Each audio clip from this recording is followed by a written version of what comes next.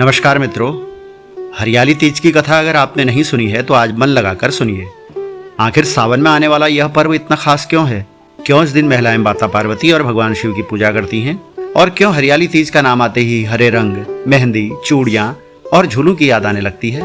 सखी, सावन का ये झूला तो मन ही खुश कर देता है और तीज की खुशी तो सखियों के साथ ही पूरी होती है। इन सब के पीछे भगवान शिव और माता पार्वती के प्रेम, तपस्या और दिव्य मिलन से जुड़ी एक सुंदर धार्मिक मान्यता है। तो आइए बिना देर किए सुनते हैं हरियाली तीज की पावन कथा। बहुत समय पहले की बात है।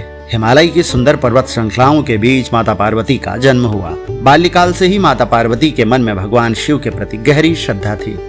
महादेव, मेरे मन में आपके प्रति बहुत गहरी श्रद्धा है। वे भगवान शिव को अपना आराध्य मानती थी और मन ही मन उन्हें अपने जीवन साथी के रूप में स्वीकार कर चुकी थी। लेकिन भगवान शिव को पति रूप में पाना हर किसी के लिए इतना आसान नहीं था। महादेव स्वयं योगी थे।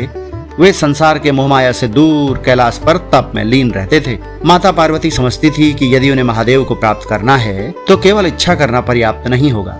इसके लिए उन्हें अपनी भक्ति और तपस्या से अपने संकल्प को सिद्ध करना होगा। और शुरू हुई माता पार्वती की कठिन तपस्या। माता पार्वती ने भगवान शिव को प्रसन्न करने के लिए कठोर तपस्या शुरू कर दी।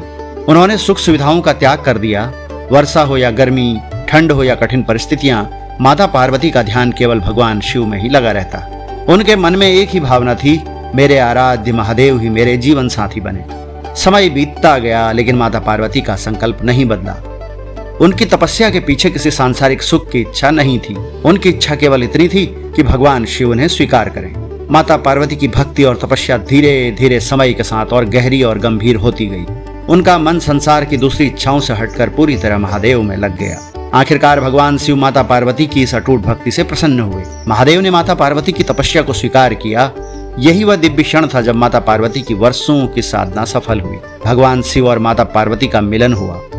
लेकिन भगवान शिव और माता पार्वती का मिलन केवल दो व्यक्तियों का मिलन नहीं माना गया।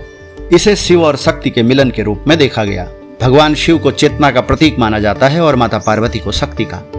इसलिए दोनों का मिलन धार्मिक परंपरा में अत्यंत पवित्र माना गया। पार्वती, तुम्हारी तपस्या और तुम्हारा अटूट विश्वास मुझे प्रसन्न कर चुका है। महादेव को और सुख नहीं चाहिए। मैं आपको ही अपना आराध्य मानती हूँ। तुम्हारी भक्ति स्वीकार है पार्वती। महादेव, आज मेरी तपस्या पूर्ण हुई। पार्वती, तुम्हारा विश्वास ही तुम्हारी सबसे बड़ी शक्ति था। इसीलिए सदियों से आज तक हरियाली तीज सावन के शुक्ल पक्ष की तृतीया को मनाई जाती है। सावन में बारिश होने के कारण चारों ओर हरियाली छा जाती है और प्रकृति सुंदर हो उठती है। इसी हरियाली और शिव पार्वती की आराधना के कारण यह पर्व विशेष आनंद और भक्ति का प्रतीक बन गया। हरियाली तीज आते ही पेड़ों पर झूले पड़ जाते हैं।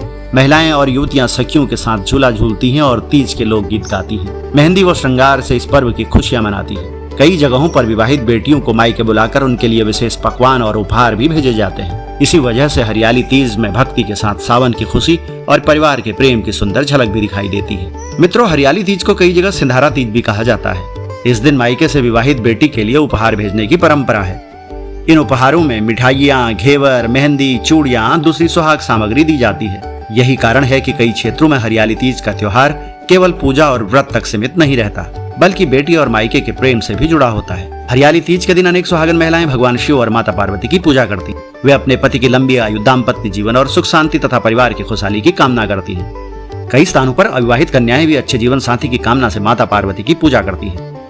यह परंपरा माता पार्वती की भक्ति और उनके वैवाहिक जीवन को आदर्श मानने की धार्मिक भावना से जुड़ी है। तो मित्रों, हरियाली तीज केवल सजने संवरने या झूला झूलने का त्योहार नहीं है।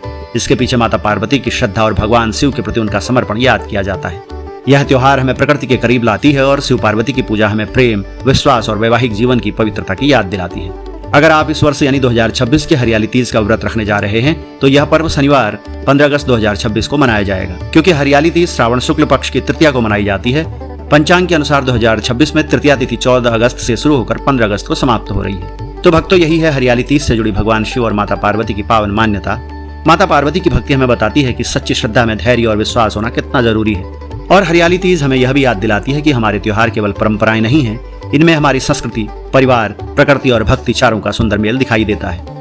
आइए इस हरियाली तीज पर भगवान शिव और माता पार्वती से प्रार्थना करें कि सभी के जीवन में सुख, प्रेम, शांति और समृद्धि बनी रहे। हर हर महादेव। जय माता पार्वती। आप सभी को हरियाली तीज की हार्दिक शुभकामनाएं।